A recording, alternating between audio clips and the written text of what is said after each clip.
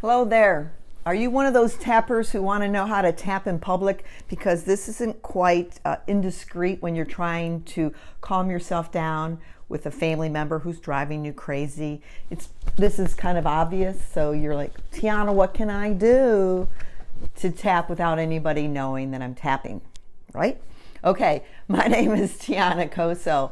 I train social workers, counselors, other professionals through continuing education courses and CEUs, and I teach them all tapping for trauma, self-care, wellness, unconscious bias. One of the things they always ask me is, well, this is great, and I actually feel how it works. However, what do I do in front of that client? What do I do in front of that boss? What do I do in front of that relative who's just driving me crazy? Not that any of us have that problem. Okay, so what you do is you do something called public tapping. Again, my name is Tijana Coso. Everyone calls me T. So what is public tapping? This isn't some sort of clinical research thing. It's a phrase I made up to explain how do you tap in public, okay? So one of the ways to public tap is this. When you think about it, tapping is up and down. What is the difference between pressing and tapping? It's pressure on and off. So a lot of times I just tell my people, you're sitting at the office and you're at a meeting, just press. Press on any point that you have, just press. Because as you know, and everybody who's gone to my trainings knows, that what we're trying to do is to calm ourselves down so we can do what? Bring our frontal lobes, our thinking part of the brain, back online. So press on any point that you currently tap. Nobody will know unless you press like this. That's probably a little obvious.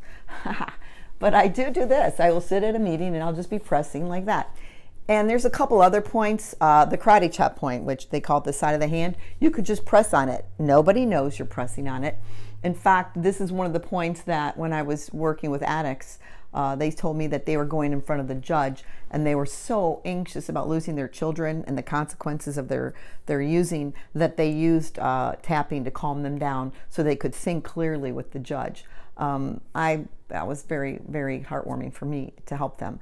The other thing is, there's a point on the finger called, this is your ring finger. This is your ring finger. This is your pinky finger. This is the point I usually go to in public where no one can see. It's a space right here, and I'll put a link of the picture of the spot, but it's really not the webbing right here. It's just a soft spot between your hand. It's kind of hard to see. I will definitely send a picture either on this link or at my Facebook page under public tapping.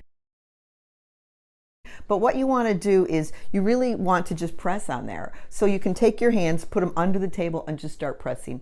Nobody knows that you're tapping. And if you went to my Facebook page, you will see most of my trainings, my hand, and there's a picture of me, my hands are like this, and I'm pressing.